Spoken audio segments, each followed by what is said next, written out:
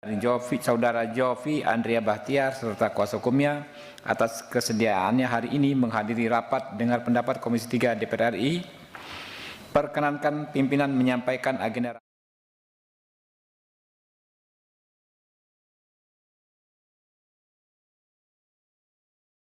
Ya, Pak Jovi menyampaikan dulu keterangannya bergantian dengan kuasa hukumnya, tapi diringkas Pak, jangan saling mengulang ya. Kalau perlu penegasan saja mungkin Pak Jovi bicara ya. Lalu berikutnya nanti ada penjelasan dari Pak Jamwas ya, Pak Kajati dan Pak Kajari bergantian juga, tapi tidak saling mengulang Pak ya, saling menegaskan ya. Kami ingin mendapatkan persetujuan rapat diakhiri pukul jam 15 ya teman-teman ya. Oke. Nanti kalau ini kita perpanjang ya. Iya. Karena kita mau pulang kampung semua nih Pak. Pilkada telah menanti. Ya.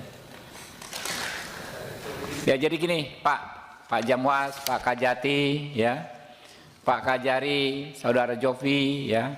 Sebenarnya intinya ya kami mengagendakan acara ini adalah niat kami ya menjaga nama baik institusi Kejaksaan Republik Indonesia ya. Kami melihat ada perseteruan, kami dalam posisi yang objektif, tapi kami khawatir kalau hal-hal seperti ini diselesaikan masing-masing dengan ego. Yang rusak itu adalah nama institusi kejaksaan yang sangat amat kami cintai sebagai mitra. Jadi kami berharap ya, ini bukan sekedar pertemuan formalitas, apalagi kita mau saling gontok-gontokan gagah-gagahan satu sama lain. Kita kalau bisa mencari solusi Pak. Hidup itu enggak sepenuhnya hitam putih ya, apalagi bapak-bapak sama-sama dari Korps Adiaksa. Apa enggak mungkin ada solusi ya yang sifatnya bisa diterima kedua belah pihak, yang win-win atau seperti apa ya. Itu pengantar dari saya. Jadi silakan saja disampaikan ya, nanti apakah kita akan rapat hari ini sekali saja ya kan, apakah akan berlanjut dengan rapat-rapat berikutnya, nanti kita lihat perkembangannya, dinamika dari rapat ini. Oke, mungkin yang pertama kami persilakan dari pihak Jovi Andrea Bahtiar beserta kuasa hukumnya secara bergantian, kalau memang mau ngomong semua satu orang kuasa hukum dan saudara Jovinya, tapi tidak saling mengulang ya. Jadi maksimalkan waktunya kalau bisa jangan lebih dari 15 menit ya, silakan. Izin sebelumnya, Assalamualaikum warahmatullahi wabarakatuh.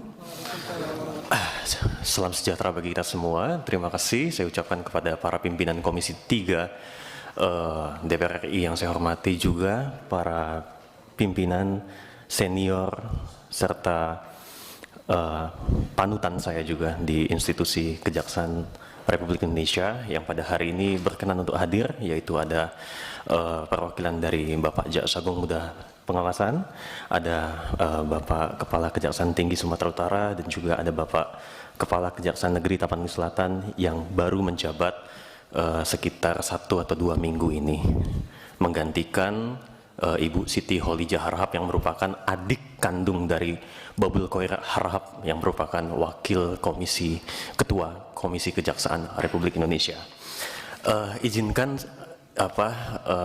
yang mulia Bapak Ibu Dewan yang hadir di ruangan ini, saya sudah mengirimkan adanya slide berkaitan dengan apa yang akan disampaikan. Mohon ditampilkan. Rapat dengar pendapat Komisi 3 Dewan Perwakilan Rakyat terkait upaya kriminalisasi dan perbuatan sewenang-wenang terhadap Jaksa Jovi Andrea Bahtiar, itu saya, yang dilakukan perbuatan sewenang-wenang tersebut adalah oleh ex Kepala Kejaksaan Negeri Tapanuli Selatan yang lama, yaitu Siti Kholijah Harahap. Di dalam pemaparan kali ini itu ada 3 hal yang ingin saya sampaikan. Next, yaitu berkaitan dengan upaya yang pertama, upaya kriminalisasi terhadap saya. Yang kedua adalah perbuatan sewenang-wenang Siti Kholijah Harahap sewaktu menjabat sebagai Kepala Kejaksaan Negeri Tapanuli Selatan. Dan yang ketiga adalah upaya dari Siti Kholijah Harahap supaya saya dipecat dari Kejaksaan Republik Indonesia. Yang pertama berkaitan dengan upaya kriminalisasi. Next, saya akan jelaskan. Next. Jadi gini, betapa jahatnya Kejaksaan Republik Indonesia memframing dalam setiap publikasi dan juga penyusunan surat dakwaan bahwa saya itu telah menuduh Nela Marcela menggunakan mobil dinas Kajari Tapanuli Selatan untuk berhubungan badan. Padahal sebenarnya saya tidak pernah melakukan hal itu. Saya hanya melakukan yang pertama, mengkritik saudari Nela Marcela yang memang terbukti suka pamer foto atau flexing menggunakan mobil dinas Pajero Sport Kajari Tapsel supaya berhenti melakukan hal itu. Karena statusnya harus kita ketahui bahwa bukan jaksa melainkan pengawal tahanan dan juga bukan seorang ajudan di dalam SK. Karena di dalam peraturan urusan dalam kejaksaan yang dapat mengangkat seorang ajudan adalah jaksa agung, wakil jaksa agung, pejabat eselon 1 dan kajati. Jadi alangkah tidak etisnya apabila itu dilakukan, dan memang saya mengupload foto yang bersangkutan itu di akun yang sifatnya publik yang sering FYP di TikTok. Yang kedua, saya hanya melakukan membuat himbauan kepada masyarakat di Tapanuli Selatan dan Kota Padang Sidimpuan, apalagi jelas dan tidak terbantahkan di dalam akun TikToknya Nela sering flexing menggunakan mobil dinas Pajero Sport Kajari Tapsel. Supaya apa? Supaya mobil dinas Kajari Tapanuli Selatan atau mobil dinas semua yang ada di Kajari Tapanuli Selatan yang mayoritas merupakan statusnya pinjam pakai dari Pemda Tapanuli Selatan, yang artinya dibeli dari uang rakyat khususnya Tapanuli Selatan, supaya tidak disalahgunakan. Itu maksud saya. Tapi saya tidak ada, demi Allah saya bersumpah, kalau saya bohong hari ini saya mati pun saya siap. Saya tidak pernah menuduh Nela Marcela menggunakan mobil dinas untuk berhubungan badan dengan pacarnya. Ini yang framing sangat jahat dipublikasikan di Kapus Penkum. Dan selanjutnya berkaitan dengan kriminalisasi itu sendiri. Selalu di dalam publikasi Kapus Penkum menyatakan bahwa ini urusan pribadi antara saya dengan Nela Marcela. Tetapi kenapa? Sejak tahapan penyelidikan hingga proses persidangan berjalan, sangat banyak intervensi yang terjadi. Contohnya adalah yang pertama ini. Kita lihat bagaimana Siti Kholijah Harahap, yang kita sama-sama ketahui merupakan adik kandung dari Babul Khair Harahap, mantan Wakajati Sumatera Utara, mantan Kajati Jawa Tengah, yang sekarang menjabat sebagai Wakil Ketua Komisi Kejaksaan, hadir pada saat konferensi pers dan tidak meminta saya yang ditahan pada saat itu di ruangan RTP Polres Tapanuli Selatan untuk hadir juga di dalam konferensi pers tersebut supaya terjadi perimbangan pemberian informasi. Katanya saya adiknya, dan beliau menyatakan di situ ada informasi bohong. Apa? Disampaikannya di depan publik, ada di akun TikToknya Polres Tapsel dan juga Kajari Tapsel. Saya memblokir semua nomor pegawai Kajari Tapanuli Selatan. Faktanya 2 hari sebelum saya ditangkap, saya dihubungi oleh Kasih Pidum. Ada surat panggilan mediasi. Tapi lucunya, kenapa SPDP, surat panggilan penyidikan, tidak diberikan kepada saya, padahal di putusan Mahkamah Konstitusi tahun 2015 atau 2014 menyatakan bahwa terlapor itu berhak untuk menerima SPDP. Tapi ini tidak. Beliau sangat antusias, bahkan memfitnah saya dengan pernyataan bahwa saya memblokir semua nomor pegawai, padahal saya balik dari Medan setelah menghadiri pemeriksaan atas dasar surat perintah dari Bapak Kajati Sumut atas laporan dari Kajari Tapsel bersama dengan Abangda Amiruddin Alamsyah Harahap yang merupakan Kepala Sub Bagian Pembinaan Kejaksaan Negeri Tapanuli Selatan. Ini contoh sederhana adanya bukti upaya kriminalisasi terhadap saya. Dan selanjutnya terkait postingan saya. Next. Nah, inilah postingan saya.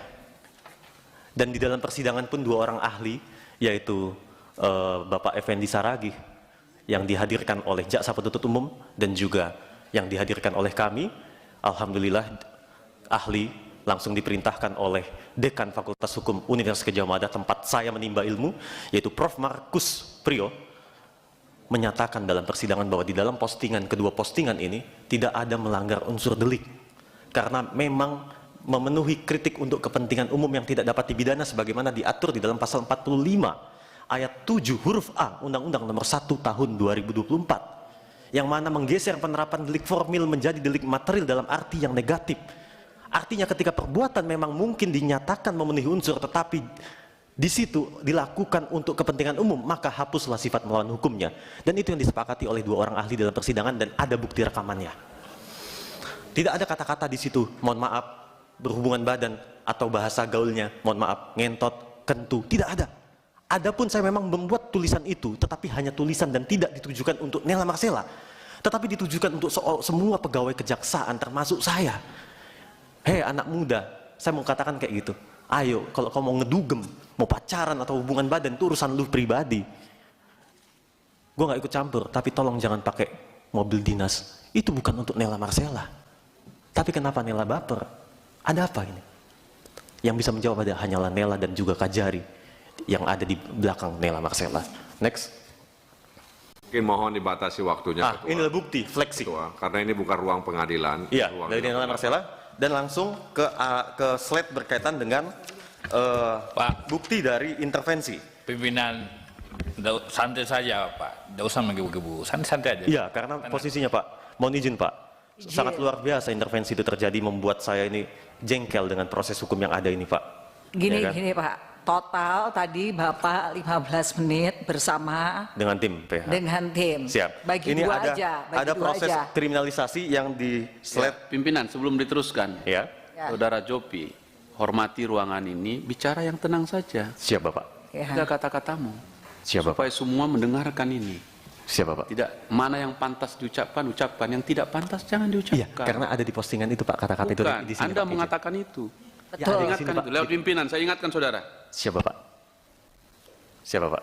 Izin selanjutnya, ini akan dijelaskan oleh tim kuasa hukum berkaitan dengan upaya kriminalisasi sejak tahap penyelidikan. Di slide selanjutnya, next. Di sini. Oke. Silakan kuasa hukum Ya. 5 menit. Ya. Terima kasih. Assalamualaikum warahmatullahi wabarakatuh. Shalom. Terima kasih kepada pimpinan Komisi 3 DPR RI yang telah memfasilitasi pertemuan ini. Saya ingin menyampaikan beberapa hal terkait dengan kejadian yang kami duga terhadap saudara Jopi, di mana kami rasa memang dikriminalisasi sampai dengan diberikan perlakuan-perlakuan yang kurang layak menurut kami Bapak Ibu.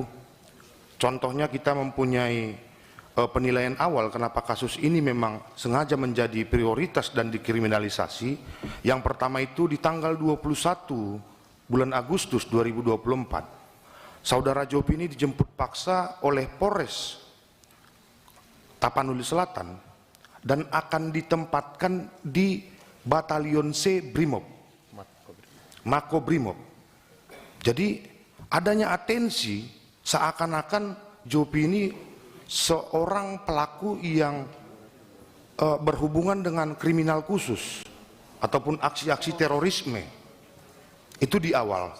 Tapi akan adanya perkembangan pada malam itu juga Bapak Danyon Brimob dari Batalion C menolak untuk dilakukannya penahanan terhadap Jopi sehingga dialihkan di RTP Polres Tapanuli Selatan. Yang kedua, di tanggal yang sama, di tanggal 21 bulan 8 2024 kemarin, saudara Jopi diduga melakukan pelanggaran terhadap dugaan tindak pidana UITE. Tetapi yang bersangkutan ini dicari-cari kesalahannya berkaitan dengan tes urin narkotika. Sementara peraturan dalam Perka Polri itu yang berhak untuk memeriksa salah seorang yang bersangkut paut dengan persekutor atau narkotika itu BNN dengan Polri, tapi res narkoba. Nah ini anggota reskrim berani menyuruh saudara Jopi itu untuk dites urinnya. Apa kausalitas dari UU ITE berkaitan dengan narkotika? Sangat kejam menurut kami.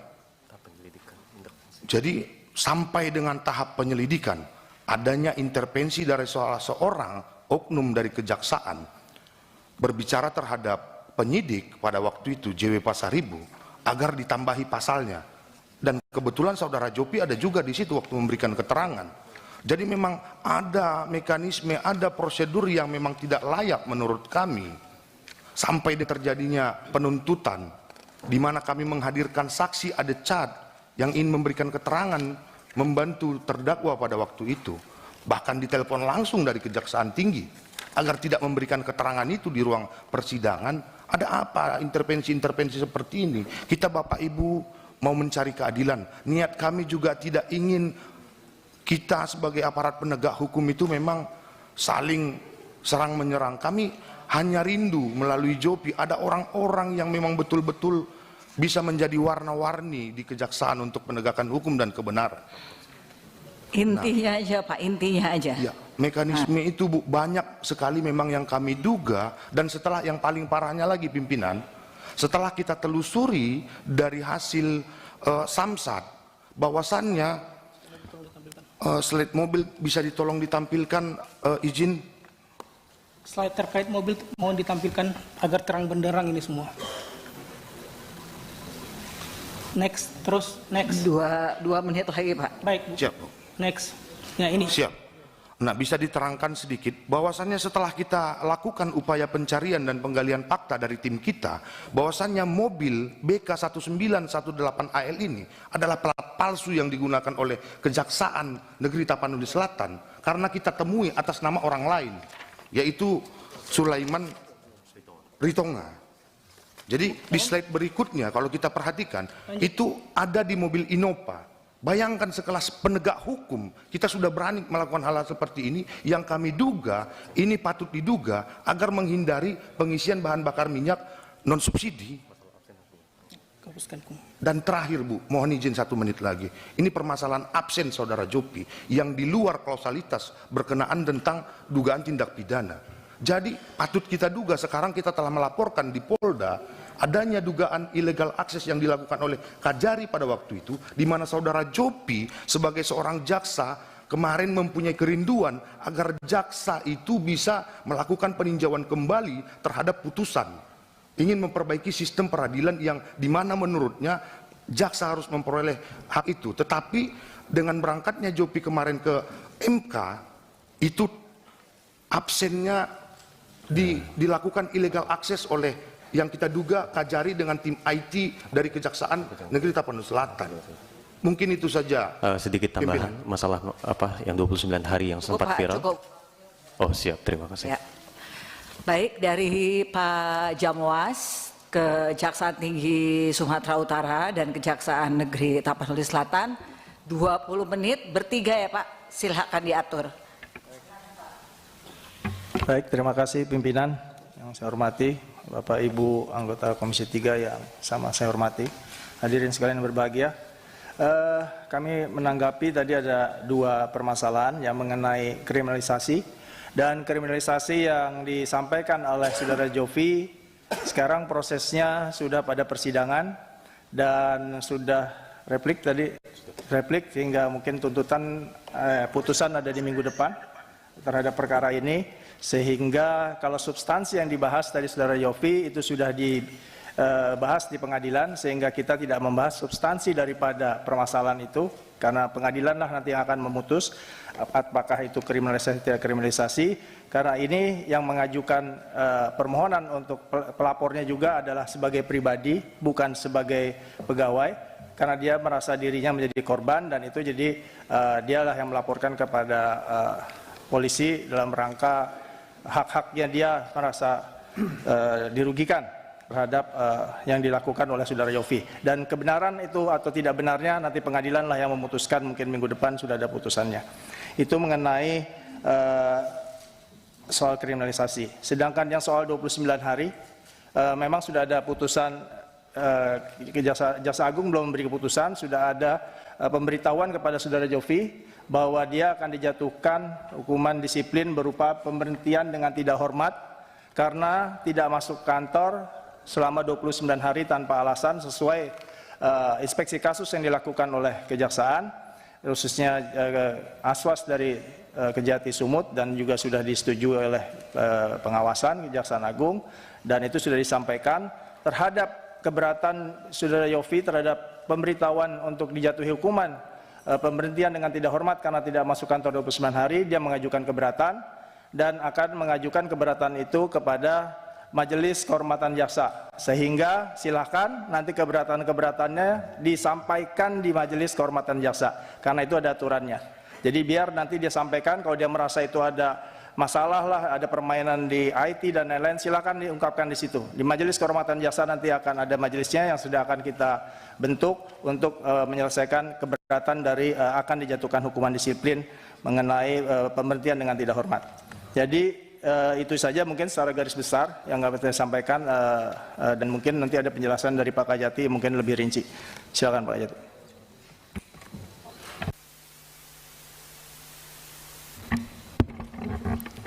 Terima kasih. Assalamualaikum warahmatullahi wabarakatuh.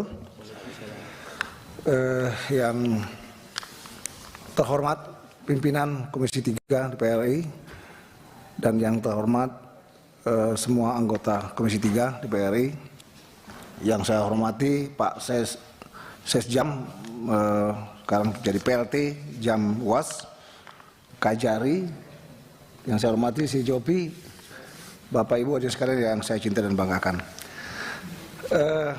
Pertama saya mau menanggapi tadi disampaikan oleh pimpinan bahwa ini seperti ada perseteruan. Saya pikir ini sebetulnya tidaklah besar-besar amat, Pak. Bukanlah suatu perseteruan yang sangat serius, karena semuanya kita sudah mengalirkan semua ini secara hukum yang berlaku di negeri ini.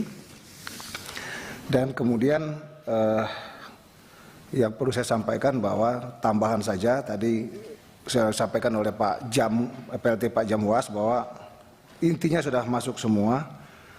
Tapi walaupun dibantah sama si Jopi, seperti yang ini dua permasalahan yang dihadapi oleh saudara Jopi saat ini, yaitu pertama karena indisipliner, tidak masuk kantor selama 29 hari, dan seperti tadi yang disampaikan oleh Pak Jamwas PLT bahwa sudah diberitahukan kepada Jopi pada tanggal 15 November 2024 bahwa usulan pemberhentian secara tidak hormat kepada Jopi dan sudah ditandatangani sama Jopi, dan sudah saya laporkan ke Jamwas pada tanggal 18 November 2024 atas isi dari tanggapan Jopi atas usulan tersebut bahwa beliau akan mengajukan keberatan yang nanti akan kita sidangkan di Majelis Kehormatan Jaksa.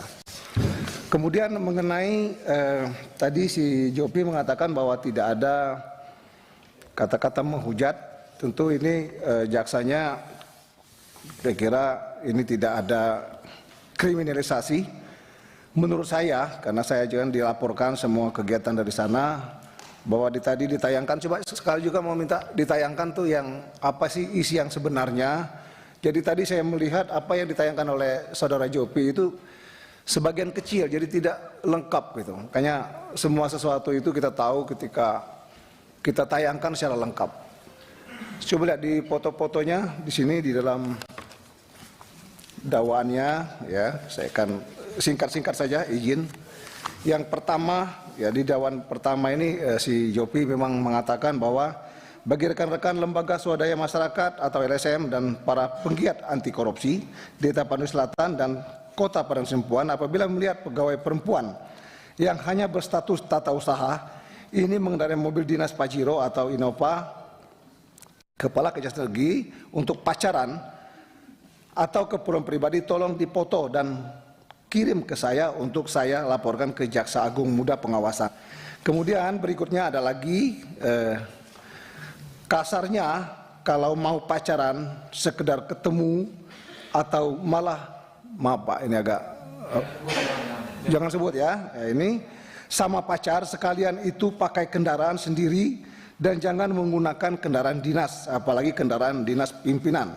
Kemudian lagi postingan ketiganya ada yang mengatakan bahwa pacaran apabila mau sampai kira-kira berhubungan badan atau tidak saya sebutkan Pak ya, urusan masing-masing. Namun apabila untuk bertemu pacar alias upacara menggunakan mobil dinas Kepala Kejaksaan Negeri, maka itu merupakan perbuatan melanggar perintah Jaksa Agung. Nah, di sini kata-kata itu ini yang diambilnya. Jadi ada 6 slide. Mungkin bisa ditayangkan. Nah, di sini, nah ini kan tadi yang ditayangkan sama Saudara Jupri ada 3. Ini sebetulnya ada 6. Nah, itu kata-katanya kita jaksanya mengambil dari apa yang ditayangkan di akun Instagram maupun akun TikToknya punya si Jopi. Jadi tidak ada yang ditambah, tidak ada yang dikurang. Makanya saya juga berharap kepada teman-teman semua, ya, jangan berkomentar dulu sebelum mengetahui secara menyeluruh, sehingga nanti kesimpulannya menjadi salah. Saya informasikan juga bahwa kepada pimpinan bahwa di sini saya lampirkan juga, nanti saya sampaikan ke pimpinan bahwa si Jopi ini dilantik sebagai jaksa pada tanggal 19 September 2023, Pak. Kemudian dinyatakan melaksanakan tugas di Kejaksaan Negeri Tapanuli Selatan pada tanggal 16 Oktober 2023. Artinya baru setahun jagung, Pak. Itu segera menggambarkan itu. Mungkin itu dari saya, Pak. Nanti kalau memang diperlukan, saya kira ini sudah cukup lengkap. Dan seperti yang disampaikan Pak Jamwas tadi bahwa ya kalau memang pembuktian apakah ini dikriminalisasi apa tidak, ya silakan nanti kita lihat di persidangan. Tapi saya menilai dari laporan Kajari kepada saya sebagai Kajati, saya akan baca juga itu dan saya melihat bukti-buktinya juga. Ini di situ tidak ada kriminalisasi, tapi namun demikian kita akan buktikan saja nanti di pengadilan. Sekian, terima kasih Pak Pimpinan. Lebih dan kurangnya mohon maaf. Assalamualaikum warahmatullahi wabarakatuh. Ada tambahan lagi? Pak Kadi, silakan. Assalamualaikum warahmatullahi wabarakatuh. Yang saya hormati Bapak Pimpinan Komisi 3 DPR RI beserta Bapak Ibu seluruh anggota Komisi 3 DPR RI yang hadir pada hari ini. Yang saya hormati Bapak PLT Jaksa Agung Muda Pengawasan beserta jajaran. Yang saya hormati Bapak Kajati Sumatera Utara beserta jajaran. Yang saya hormati Saudara Jopi beserta rombongan. Dan Bapak Ibu yang hadir pada kesempatan ini. Saya akan menjelaskan secara singkat saja, Pak, bahwa saya dilantik tanggal 4 November 2024. Jadi terkait perkara Jopi ini masuk saya setelah dilantik pada tahap tuntutan yang viral, katanya jaksa tuntut jaksa. Terkait ini saya tanya kepada staf, apa yang dimaksud Saudara Jopi bahwa dia dikriminalisasi.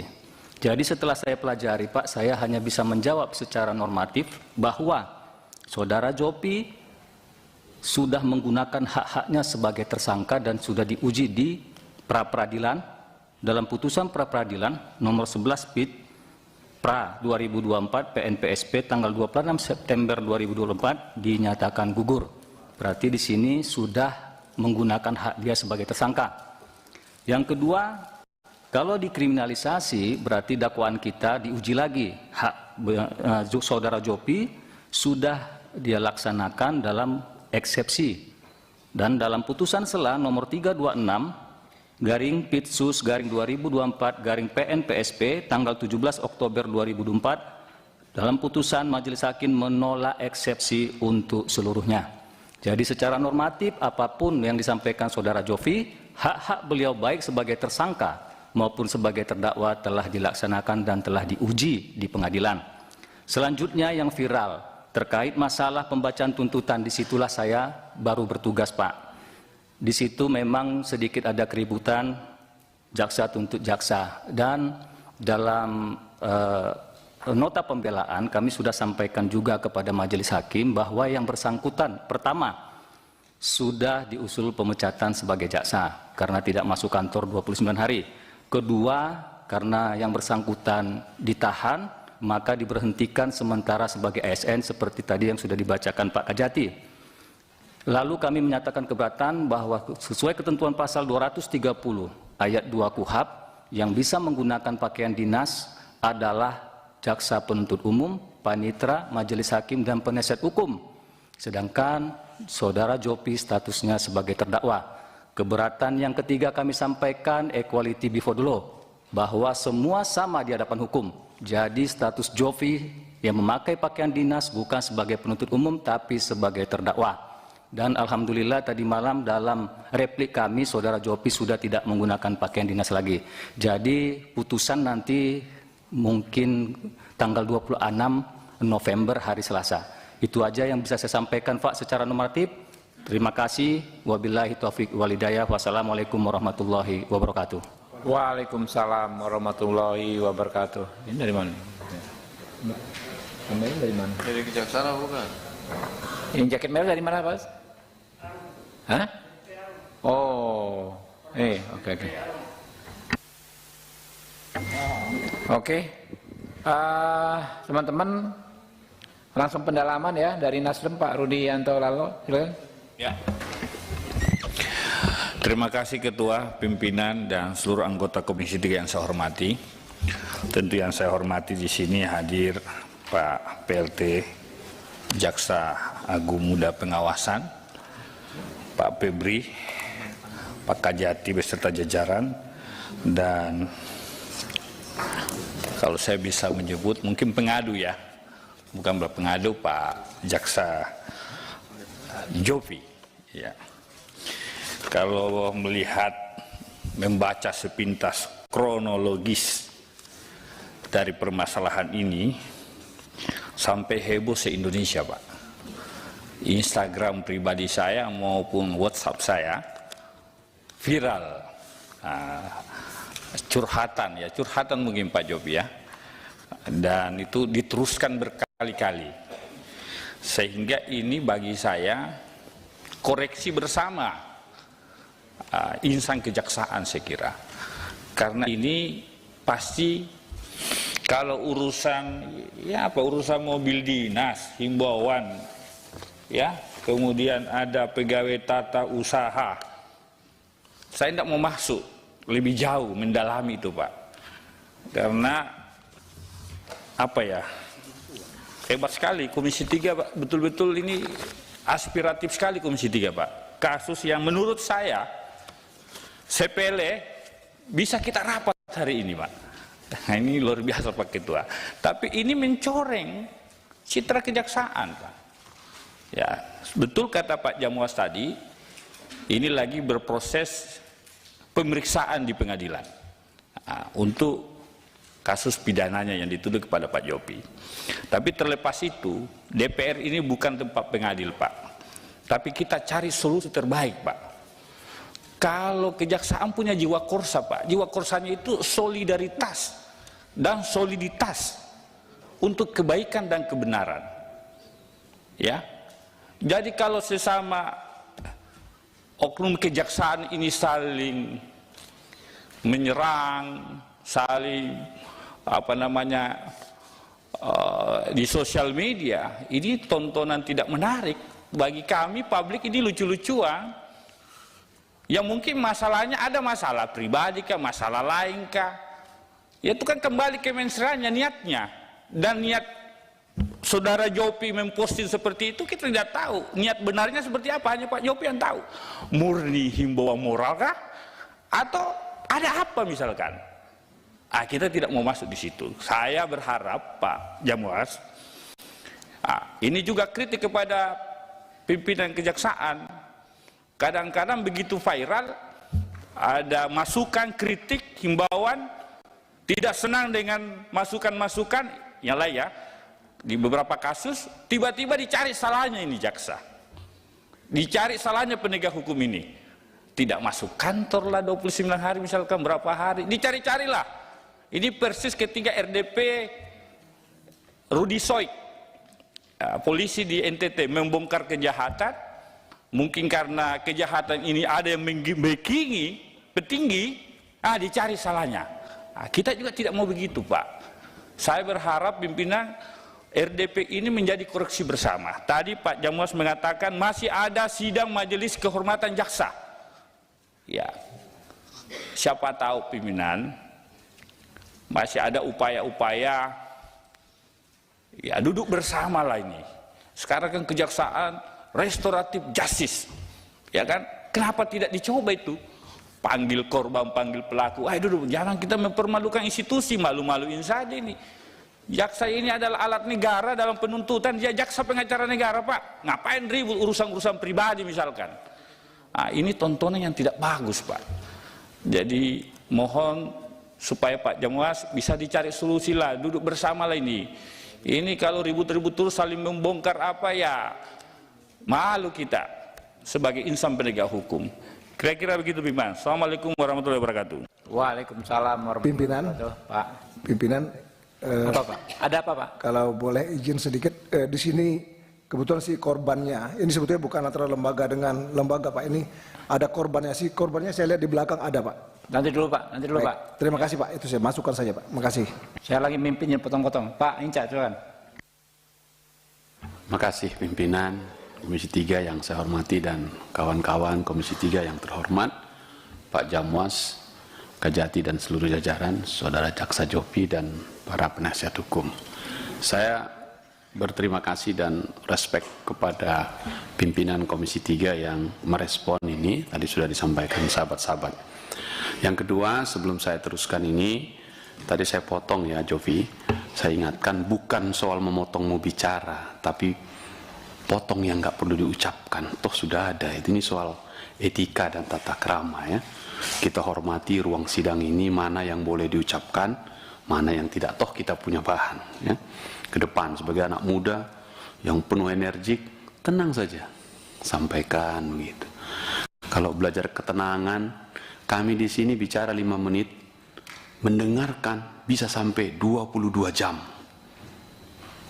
Jadi biasa itu kami mendengar. Tapi kalimatnya boleh keras, boleh, tapi ada yang pantas, ada yang tidak pantas ya. Ini untuk Anda sebagai anak muda. Anggap saja saya kakakmu saja. Pimpinan, saya kira terima kasih Jamwas hadir di sini. Saya tidak melihat ini kasus antar yang kecil ini, tidak. Saya ingin ini menjadi catatan kita semua di pengawasan kita. Saya menyesalkan kasus ini keluar dari rumah kita. Saya menyesalkan ini. Baik itu ke pengadilan atau tidak ke pengadilan. Saya menyesalkan itu. Tadi sudah diangkat. Berkali-kali kita ngomong restoratif justice. Jaksa Agung itu dapat penghargaan tingkat dunia di Eropa Timur karena berhasil restoratif justice-nya yang bermitra dengan kami di Komisi 3 ini. Masa iya urusan kayak gini, dan bukan dalam konteks pidana atau kriminal yang sangat berbahaya, membahayakan negara. Ini urusan 2 anak muda saja kalau dilihat dari substansinya. Tapi dari rumah besar kejaksaan, saya setuju dengan pimpinan membuat RDPU ini.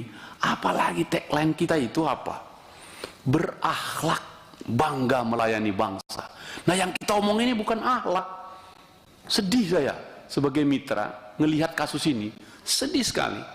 Waktu kita habis bicara tentang bagaimana jaksa sebagai penuntut yang mengembalikan uang negara triliunan, itulah yang seharusnya kita tempatkan. Dan Saudara Jopi, Anda baru beberapa hari, kira-kira begitu ya. Butuh kesabaran sedikit. Siapa tahu Anda punya masa depan yang baik. Menjaga diri jauh lebih baik daripada terus mengumbarnya. Media sosial itu sekarang dianggap menjadi seolah-olah maha benar dan maha berkuasa. Tadi sahabat-sahabat saya tadi bilang, semua kita keganggu masuk ke lini masa kita semua. Nah, itu poin pertama. Poin kedua, Pak Jamwas, pimpinan saya mengusulkan, saya tidak yakin kasus seperti ini satu-satunya. Kita membaca juga banyak sekali kasus-kasus di internal kita, itu harus kita akui Pak Jamwas. Ya, di Sumatera Utara pun Pak Kajati banyak kasus seperti ini. Masih ingat jaksa kita yang di Batubara setengah mati kita waktu itu. Masih banyak jaksa-jaksa yang perilakunya unprofesional dalam menangani perkara, dan itu yang harus kita jaga. Jadi saya sebelum nanti masuk ke pokok perkaranya, saya minta izin pimpinan rapat khusus dengan Jamwas untuk mengecek, mencari tahu, menerima laporan berapa banyak jaksa-jaksa kita yang unprofesional, supaya tahu kita cara memperbaikinya ke depan. Dan Jamwas, saya tidak ingin ini hanya sekedar pajangan saja Jamwasnya. Kita perlu juga lah kali-sekali juru bicara Kapus Penkumnya kita itu bicara juga internal kita gitu, supaya kita bisa dapatkan. Itu satu. Nah sekarang yang kedua, kalau saya ikuti tadi itu, baik yang dipaparkan Bung Jopi dan Pak Jaksa Tinggi ya, Pak Kajati, udah jalan begitu. Saya nggak suka baca substansinya, tapi saya membayangkan pertama kali selama saya hidup, boleh saya lihat, baju kebanggaan adiaksamu itu diadili di depan persidangan. Yang biasanya kau menuntut, kau yang dituntut. Itu saya tidak terima. Di situ poinnya nih. Karena itu Pak Jamwas, Pak Kajati, berundinglah. Jopi akan selalu memakai bajunya itu. Tadi meskipun disampaikan ini perkara orang pribadi, bukan jaksanya, tapi dia memakai baju itu. Boleh ditampilkan kalau boleh dilihat. Sedih Pak. Apa harus gitu kita ini? Lalu sahabatnya di sebelahnya menuntutnya. Wah gila ini. Karena itu saya terima kasih kepada pimpinan Komisi 3. Ini sesuatu yang sangat serius di dalam internal Kejaksaan Agung. Serius sekali. Buat saya itu serius. Nah oleh karena itu pimpinan, kalau boleh saya mengusulkan, Jamwas ambil alih ini perkara. Selesaikan baik-baik.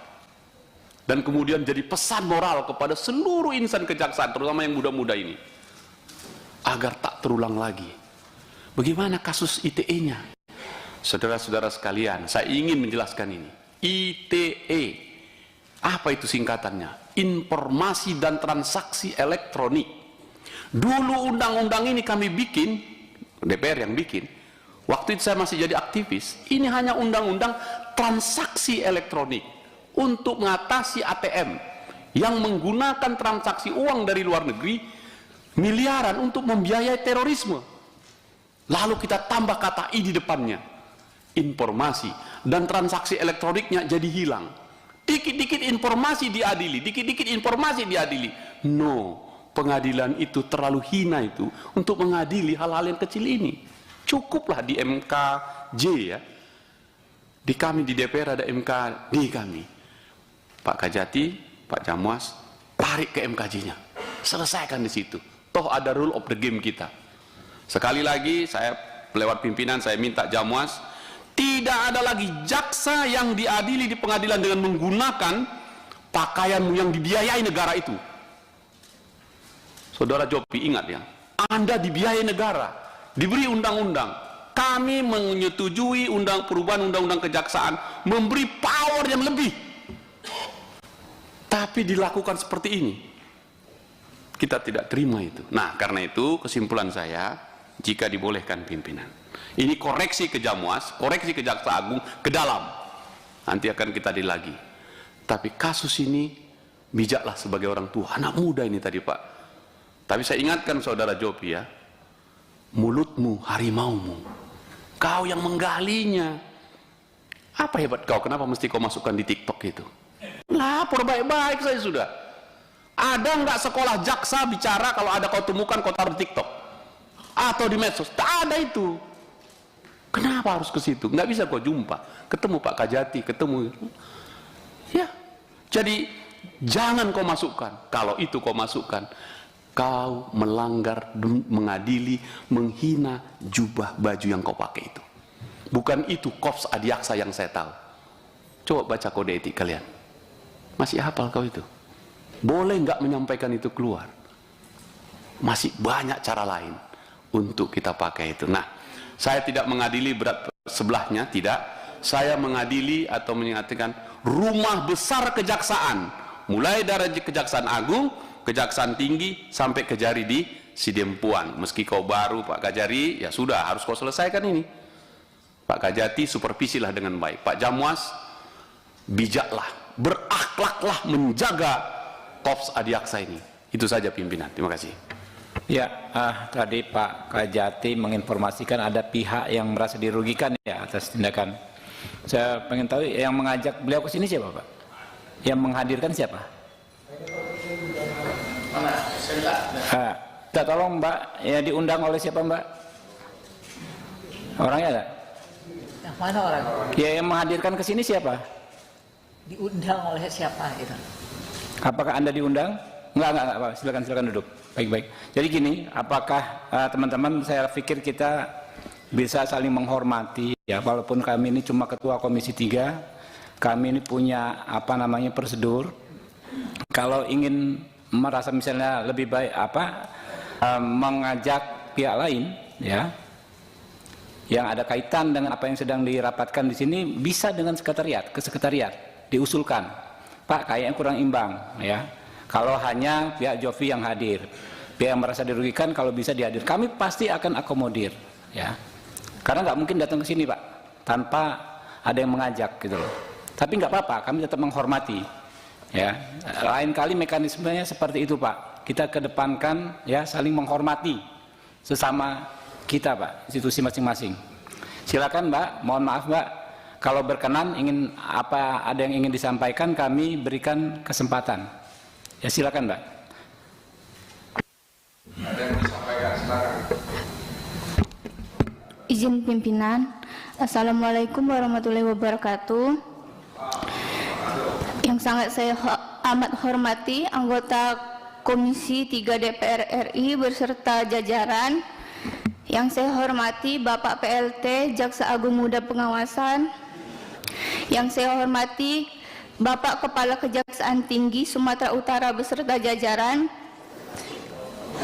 Yang saya hormati Bapak Kepala Kejaksaan Negeri Tapanuli Selatan. Perkenalkan, nama saya Nela Marcella, seorang staf pada Kejaksaan Negeri Tapanuli Selatan, pimpinan. Izin pimpinan, saya hanya ingin menanyakan kepada Jopi yang tadi kalau katanya mengkritik saya pimpinan. Saya hanya golongan 2A di Kejaksaan RI ini. Saya hanya golongan 2, pangkat terendah di instansi kejaksaan pimpinan. Saya tidak punya kebijakan. Saya adalah bawahan Jopi di kantor. Apabila memang saya menurutnya salah pimpinan, tidak ada salahnya untuk dia membilang langsung kepada saya pimpinan. Tidak harus dimasukkannya saya di media sosialnya pimpinan. Saya di sini sangat merasa banyak dirugikan pimpinan atas postingan si Jopi terhadap saya pimpinan.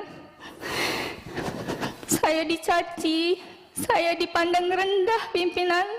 Saya sampai dibully di media sosial saya pimpinan atas postingannya yang berkata tidak senonoh terhadap saya pimpinan dan memposting muka saya di sosial medianya pimpinan. Di sini saya juga ingin mengatakan, saya melaporkan ke kantor polisi, tidak ada intervensi dari siapapun pimpinan.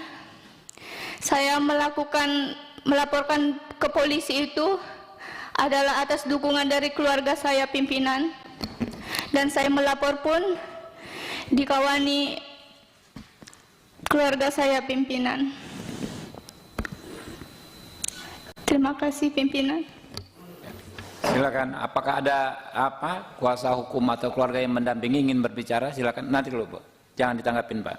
Jangan dulu ya. Dari pihak siapa Mbak? Siapa namanya? Izin Mbak. Izin pimpinan, saya Nela Marcella sebagai korban. Mbak Nela, Siap, apakah pimpinan. saat ini ada pendamping Mbak atau kuasa hukum yang ingin ikut menyampaikan ini pendapat? Izin pimpinan, tidak ada pimpinan. Oh, oke. Terima kasih. Ya, cukup pimpinan. Ya. Sudah ini ya, cukup ya kesempatan diberikan ya. Oke. Berikutnya Pak Mangihut. Nah, ini dia sesepuh kita dari mantan Kajati ini. Yo. Siap, Mangihut the Dragon. perintah Ketua. Ini sekarang diuji nih. Mau jeruk makan jeruk, tidak apa-apa lah.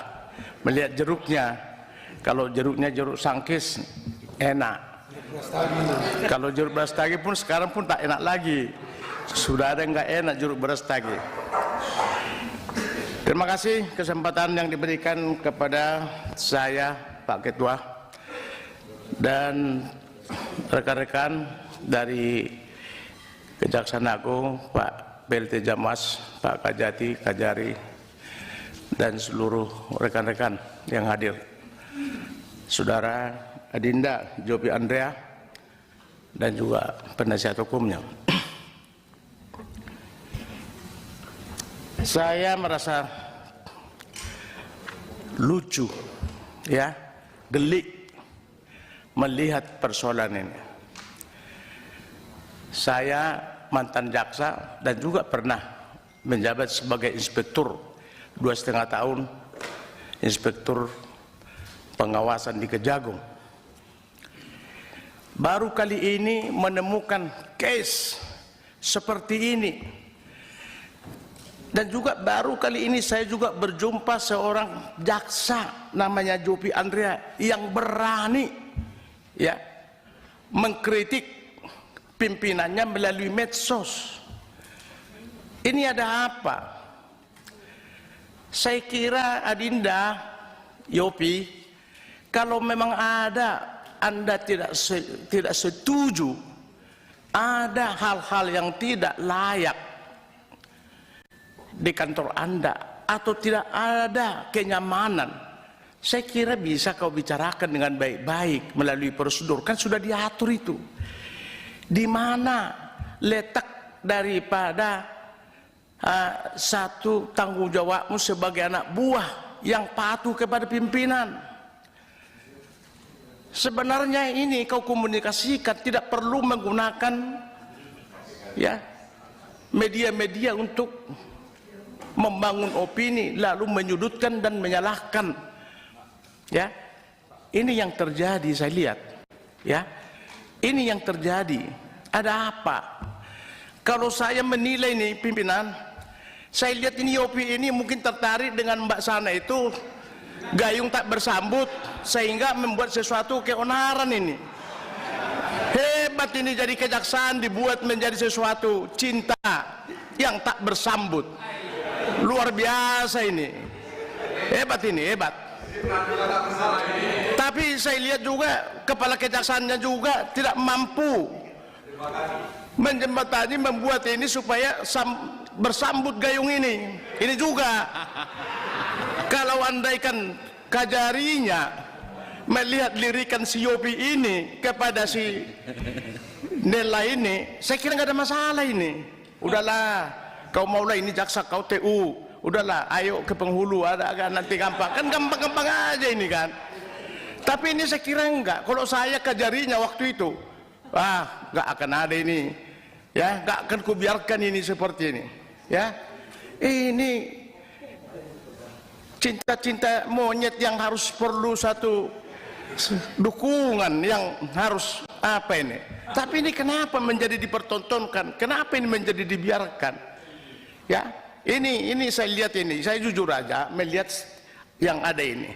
Tapi menjadi tontonan daripada seluruh masyarakat, ya, mempermalukan juga institusi. Kau juga Adinda, apakah enggak kau pikirkan itu? Kau sudah memakai uniform, kau enggak bangga?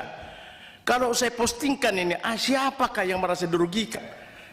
Kalaupun kau benci dengan Kajarimu, dengan Kajatimu, tapi hargai dong institusi. Saya 34 tahun, banyak pergumulan saya di kejaksaan ini.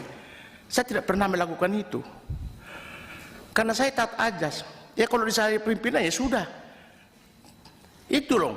Kalau kita sudah bertaruh, kalau kau cinta kita kejaksaan, jangan membuat seperti ini, apalagi kau masih seumur jagung. Baru 1 tahun kau jadi jaksa, udah berani kau membuat framing seperti itu, ya?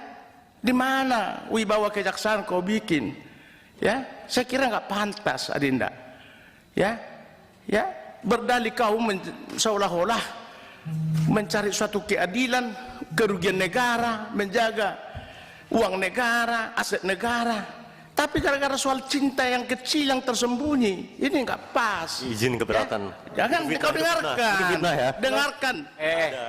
Jangan. Kau Dengar dulu ya. Nanti bisa dikeluarkan dari dengarkan ruangan. ini, kau taat enggak? Dengarkan. Nggak boleh gitu. Dengar, ada pimpinan di depan. Kurang ajar ya pimpinan. Ada pimpinan di depan. Ada Dengarkan pimpinan. ini. Ya. Jadi ini yang menjadi saya lihat tidak apa. Andaikan kau itu harus memikirkan, nggak perlu ini rame. Ada jaksa agung kalau kau nggak puas, ya, dengan perilaku dengan Kajarimu. Ini satu sisi yang saya lihat. Tapi karena ini persoalan, ya ada pencemaran yang terganggu, ya, pribadi daripada si Nela tadi yang si pelapor dilapor menjadi ke undang-undang ITE, ya itu saya kira Pak Ketua ini adalah hal yang juga biasa yang berimbang. Tapi yang tidak kalah menarik juga, ya, ini juga saya minta juga mungkin koreksi dengan kita juga dengan kejaksaan Pak Sejamwas PLT. Saya nggak tahu, ya, tadi sudah disampaikan beliau sudah dipecat gara-gara tidak masuk 29 hari, ya, dipecat dengan pengawasan. Ini dipecat kalau sepemahaman kita 46 hari berturut-turut akumulatif dalam 1 tahun itu dipecat dengan tidak hormat. Tapi kalau memang tidak dengan hormat juga dipecat 29 hari, sebenarnya juga harus kita juga berpikir masalahnya apa. Pasti ada masalah. Apakah ada niat dia melecehkan kejaksaan ini tidak masuk selama 29 hari karena sebab akibat karena apa terganggu? Kalau aku tolong ini diperhatikan dulu, ya, ini kita jangan terlalu kebablasan. Kalau saya, ya, bukan karena apa-apa. 29 hari dia tidak masuk, mungkin ada apa? Apakah dengan karena kasus ini dia ada masalah dengan wirawiri atau kemana, ya? Atau niat yang sebenarnya dia tidak akan masuk melecehkan lembaga kejaksaan? Tolong kita pikirkan yang baik, jangan membabi buta. Aturannya seperti itu. 46 hari, ya, akumulasi tidak masuk secara 1 tahun totalitas itu bisa dipecat. Itu aturannya dengan kita. Tapi kalau selama 29 hari ini, apakah memang ia sudah, ya, ada apa ini juga? Tolong dikaji kembali. Saya kira, ya, pemecatan ini supaya kita adil. Kelakuan daripada DOP saya pun tidak setuju, ya. Saya tidak setuju sebagai adiaksa yang muda, ya, yang baru begini-gini aja sudah ngelawan, sudah framing segala macam. Saya sudah setuju. Tapi sanksi yang dilakukan ini, saya kira kalau memang sudah terbukti dan nanti akumulasinya dengan tidak masuk, ya mungkin saja baru dipecat. Tapi kalau sekarang dengan hanya 29 sudah dipecat, ini juga perlu kita tinjau kembali lagi. Kita normatif aja. Oleh karena itu pimpinan, saya kira ini perlu kita berikan kepada kejaksaan supaya ke depan, ya mungkin tadi kalaupun ada tadi kalimatnya Yopi ada tekanan dari mana, bisa saja dia menyatakan itu. Tapi kita ke fakta yang harus kita anukan, yang kita dasarkan. Kejaksaan tolong juga mengevaluasi, terus membuat pemecatan, ya, yang sudah terjadi. Sementara juga dia masih proses peradilan yang dilaporkan, ya, dengan perkara undang-undang ITE. Saya kira demikian pimpinan. Terima kasih. Ya, terima kasih. Sedikit aja nih, Pak Jopi atau kuasa hukumnya. Jadi gini, ini di rapat sini, ya, rapat di sini ini ada mekanismenya, ada tata tertibnya. Tidak bisa saling potong memotong tuh nggak bisa, ya. Nanti diberikan kesempatan bicara. Jadi sebelum diberikan kesempatan bicara, jangan tekan mic, nggak boleh. Nah, sekarang saya mengkonfirmasi sedikit. Soal tidak masuk 29 hari itu seperti apa? Singkat aja, masalah itu aja yang dijawab. Ya. Izin masalah 29 hari, Yang Mulia. Di bulan Februari yang lalu, Komisi 3 tahu pasti ada putusan Mahkamah Konstitusi nomor 6 tahun 2024 yang mana saya sebagai pemohon berjuang membebaskan kejaksaan supaya pucuk pimpinan yaitu Jaksa Agung tidak dipimpin oleh anggota atau pengurus partai politik. Pada saat itu saya sudah diberikan cuti oleh Siti Holijah Rahab selaku Kajari. Cuman Yang Mulia, ada perbuatan sewenang-wenang yang memenuhi unsur tindak pidana berupa illegal access dan pembuatan dokumen elektronik fiktif yang mana ada buktinya di sini dan saya sudah laporkan di Polda. Enggak, soal tidak masuk dulu. Iya, tidak di masuk situ. itu benar. Jadi Anda itu enggak masuk. Tidak masuk, salah satunya dihitung ada 5 hari yang cuti sudah diberikan, tiba-tiba dibatalkan secara sepihak dengan dokumen elektronik fiktif. Artinya gini yang mulia, kalau saya harus dipecat dengan adanya ini, dengan adanya dosa ini, maka Siti Khadijah harus dipidanakan. Brother, Harus dipidanakan, Pak. Biar semua orang bisa dengar dengan baik, Siap. ngomongnya pelan-pelan gitu loh. Siap. Gimana? Artinya begini, kalaupun memang saya harus dipecat karena memperjuangkan itu, kan ini ada tindak pidana yang dilakukan oleh Riki Tohom Pasaribu sebagai Kasidatun dan juga Jadi Kajari. gini, Jadi harus dipecat dan dipenjarakan juga Kajari yang lama.